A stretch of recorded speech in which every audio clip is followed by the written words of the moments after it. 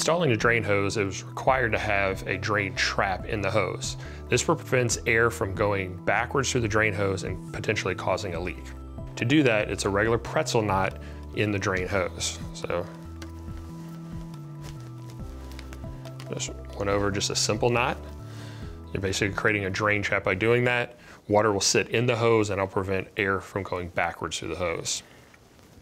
We'll install it on the unit. And then you want to have your drain hose go in a downward fashion from the unit to your drain. You don't want the hose to be down in the drain. You want it sitting on top of the drain so the water can fall out of the hose into the drain. We'll position the hose over the drain and then cut the hose to length.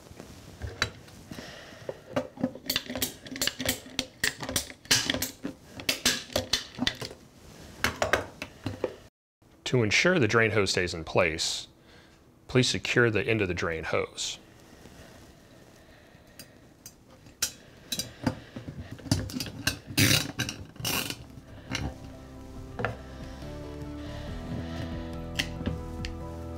Check the hose regularly to make sure the water is draining properly.